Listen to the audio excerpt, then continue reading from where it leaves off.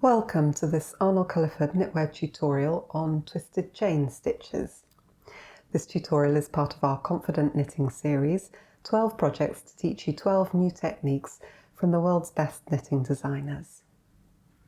This is Jeanette Sloan's beautiful Patina Scarf, and the twisted stitches are used along here to create the stems for these little sprigs of flowers. I've used a couple of locking stitch markers here to show the beginning and end of my twisted chain stitch stem that I'm going to sew from there to there. And the first job is going to be to weave in the end on the wrong side. You can see here the backs of a couple of the other stitches I've already done. And here's my red locking stitch marker that shows where I want to begin. And so I'm going to start by weaving in my end along the purl bumps, just running up to that point. So I'm going to go through the purl bump and back down the next one and under, all the way along until I come here to where I want my twisted stem to start. I'm using a double strand of yarn because that gives the effect that we're looking for with this embroidery, but you don't have to. You could be using a single strand if you had something thicker or that worked at the right scale for the motif you're looking for. The next job now is to tie a small knot here just to stop the ends from peeping through to the right side.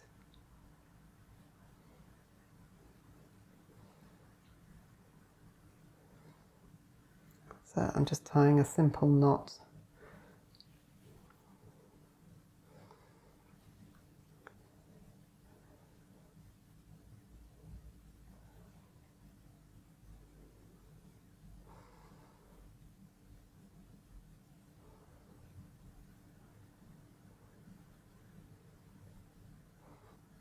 Now that our yarn is secure, we're going to take the needle through to the right side of the fabric, just where we've marked with the stitch marker. And we're going to pull it through so that the yarn is nice and taut, but not so much that it pulls the knot through to the right side. My yarn is now through on the right side here, and I've turned the work around so that I can visualize the nice swoop of the stem that I want to stitch between these two markers. So the first thing to do is to go back into the fabric just to the right, ever so slightly to the right of where we came up. And then we're going to bring the needle back up through the fabric, roughly a centimetre or 3/8 of an inch away. And we're going to leave the needle passing through the fabric like that. We're then going to take our yarn and we're going to take it across the needle so that it crosses over from left to right. And then we're going to wrap it around behind the needle tip and across. And you can see that that's what gives us that nice twisted shape for the stitch.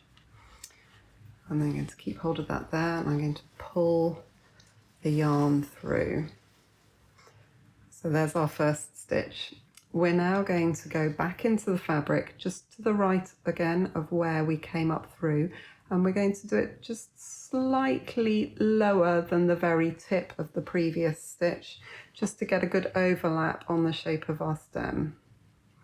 So I'm going to go back through there, and again we're going to come up about a centimetre away. We're going to wrap the yarn so that it goes across, behind the needle tip and back down. And then we're going to pull through.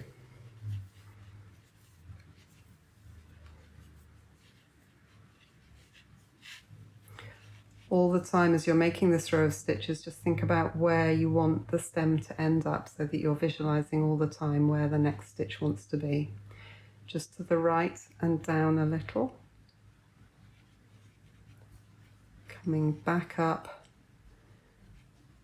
approximately a centimetre away, and then take the yarn across, around and back down and pull through.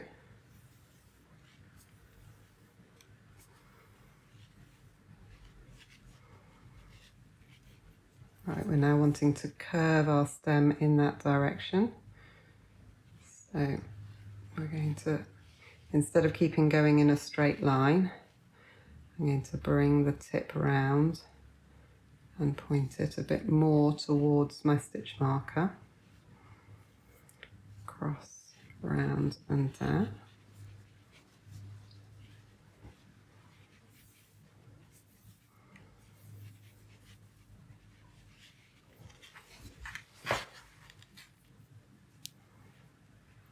And again into the right a little lower than the top of the petal.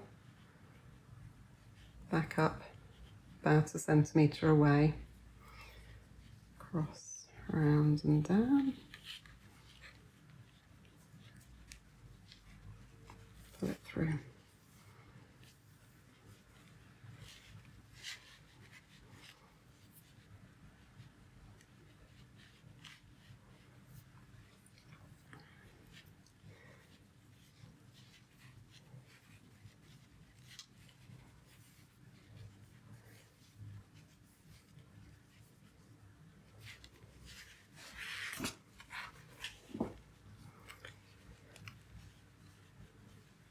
And once you've finished your stem, you've got the yarn coming up from the last stitch. You're just going to take the yarn back down through the fabric to the wrong side so that it just catches that top of that petal without catching the stitch marker.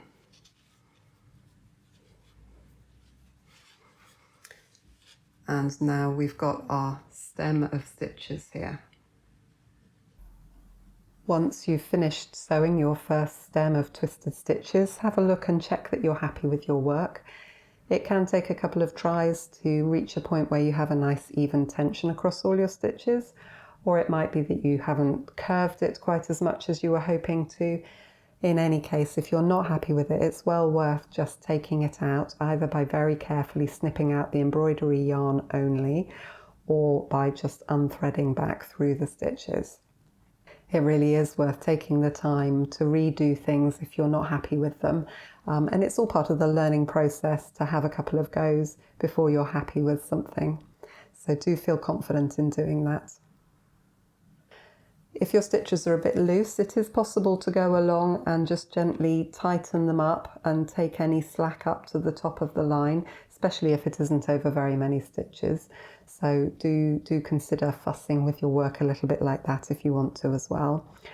And then once you're happy with the finished stem, you're going to fasten off your yarn on the wrong side. In order to fasten off, you're going to do the same process as you did at the beginning, this time in reverse. So the first job is to tie a small knot at the back of the work. I've just done that by wrapping the yarn around the needle and pulling it through.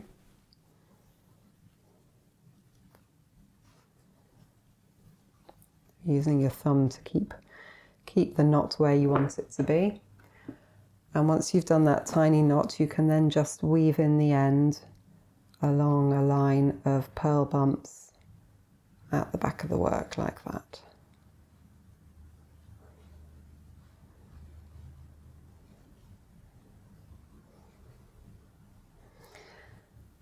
Although it's nice to keep the back of your work tidy, actually for this design it's carefully sorted so that you will be folding over, and this will create the pocket that you can poke the end of the scarf through, so all of your back of your work will be nicely hidden away. I hope you found it helpful to see how the twisted chain stitches are used to make the stems on Jeanette Sloan's beautiful Patina Scarf. This project is of course part of Confident Knitting, our series of 12 projects to teach you 12 new techniques from the world's best knitting designers. If you'd like to find out more about Confident Knitting, then do click the link up top here to visit our website where you'll find full information. And if you've enjoyed this video tutorial, do consider subscribing to our YouTube channel with the round button in this corner. Thanks ever so much for watching. Bye bye.